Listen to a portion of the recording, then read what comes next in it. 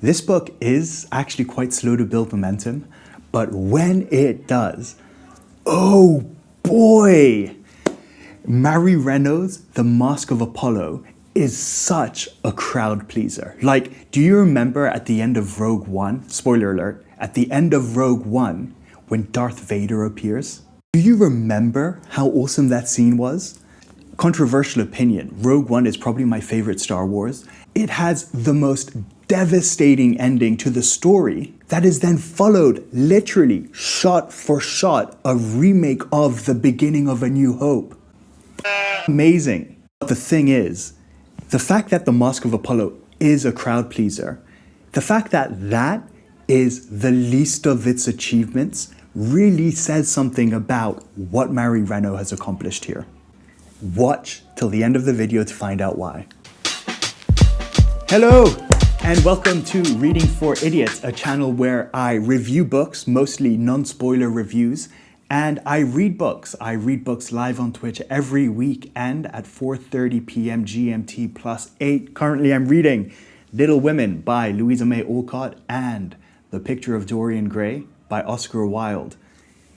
Details down below. My no spoiler reviews go up every other Wednesday, and every other Wednesday is a reading related video like 4 books that I read in 2024 that I would invite to my dinner party. I'll put a link down below. So, I have never heard of The Mask of Apollo. I've never heard of Mary Renault. And as you can imagine, I have tons of books on my TBR list. But just like an actual Mask of Apollo speaks to our actor protagonist in this book, The Mask of Apollo, the book, spoke to me. And so I read it. And that, ladies and gentlemen, is how I choose what to read next. Pretty much on a whim. How do you guys choose what to read next? Let me know down below. And while you're down there,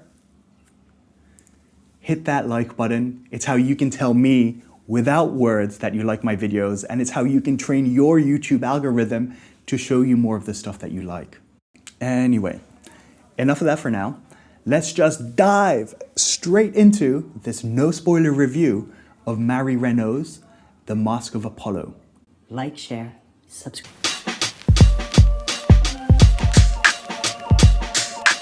Mary Renault, 1905 to 1983, was a British novelist most known for her historical fiction.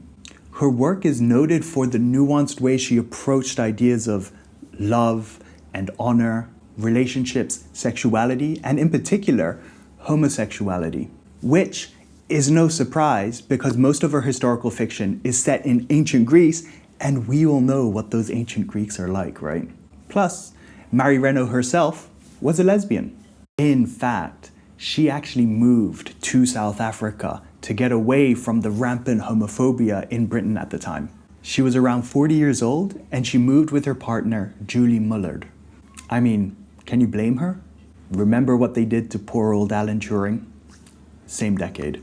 And this move actually allowed her to write without fear of censorship, without fear of her work being censored. Not that her work is very gay, not at all, at least The Mask of Apollo wasn't. Some characters happen to be gay, but such was British society then. Born Eileen Mary Challens in London, Mary Renault went to study English at St. Hugh's in Oxford. She actually began writing contemporary romance novels while she was working as a nurse. But really, she started to gain her renown when she started writing her historical fiction, which was incredibly detailed because she conducted a lot of research into the culture and politics and mythology of ancient Greece, which she incorporated then into her novels. And you know, I think that we really have her to thank for reshaping and repopularizing historical fiction. She has won plenty of awards both during her lifetime and posthumously. Her notable works include The Last of the Wine, 1956, which is a coming-of-age story set during the Peloponnesian War. The King Must Die, 1958, which is about the myth of Theseus. And The Persian Boy, from 1972, which is about Alexander the Great from the point of view of his eunuch companion. And as a person who shamelessly judges books by their covers, they are all really cool titles. The Mask of Apollo, published 1966, set in 4th century ancient Greece.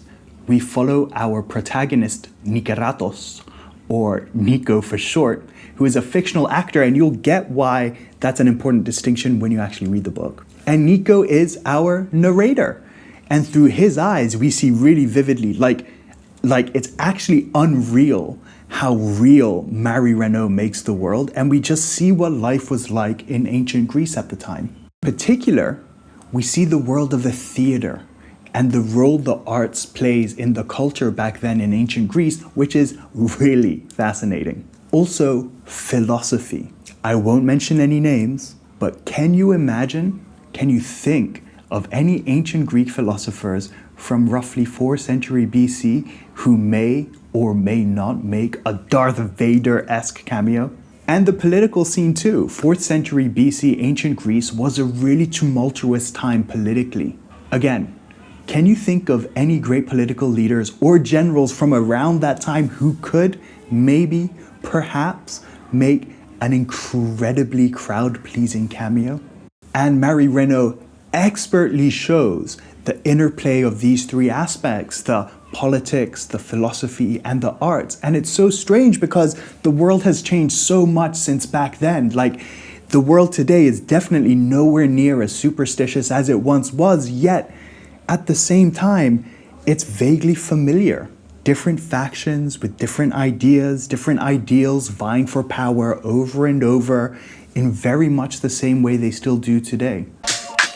So back then, there wasn't like a monolithic Greece per se, right?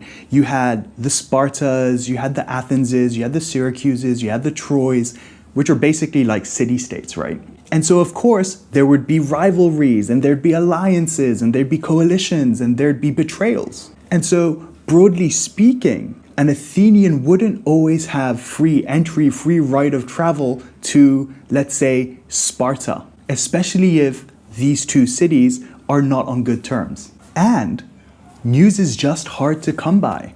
The journey for ambassadors or anyone in general would be perilous, not least because of the distance and there'd be robbers on the road and you'd have to travel by sea or whatever. But Athens could be all like a republic with rule of law, but Syracuse, for instance, might just be a multi-generational dictatorship, and if you send to Syracuse an ambassador, Syracuse might just kill the ambassador for shards and gargles. But you know what type of person did have free right of travel between city-state to city-state and didn't get attacked or accosted because of the culture at the time and how they all venerated the arts, which were generally sponsored by rich guys who flexed for political clout?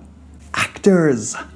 I know it's kind of weird, but also sort of familiar, right? Because Angelina Jolie, for instance, is a goodwill ambassador for the UN or something. Actors, they would basically travel from city to city, from city-state to city-state to put on a show sponsored by the local politician who just wanted to please their people. So they could move freely. It's interesting, huh? And Nikeratos, our protagonist, was one such actor, feeding info from A to B, then from B to C, like a spy, and very political thrillery. God, I said that weird. And The Mask of Apollo really does kinda end up reading like a political thriller.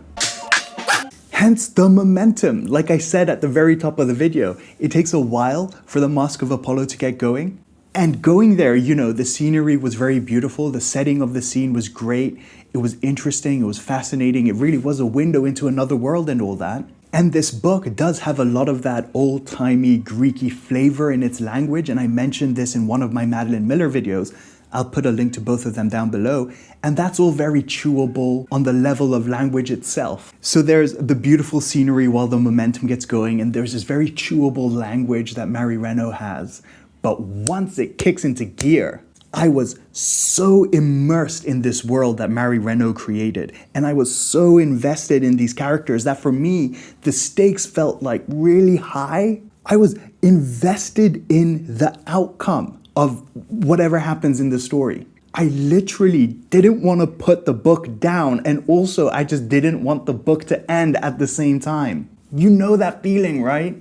And just when I felt it couldn't get any better, Darth Vader! In fact, multiple times, Darth Vader! Throughout the book, the Mask of Apollo rocks. Mary Renault created the historical literature, literary equivalent, whatever, of a blockbuster, which I'm just so confident. Like, if I pick up any other of her books, I know it's gonna be this good. Pick up a copy, you won't regret it.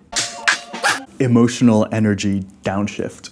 Welcome to the end of the video. If you've watched this far, thank you so much. If you've enjoyed this video, please smash that like button. It helps me tremendously as a tiny channel. Share this video with your friends. Do whatever all those things are. Subscribe. Also, if you guys have any recommendations, please let me know. This channel's as much for you as it is for me. So tell me what you want. What you really, really want. So tell me what you want. What you really, really want. Otherwise, yeah, I'll see you in the next video. Bye. Like, share, subscribe.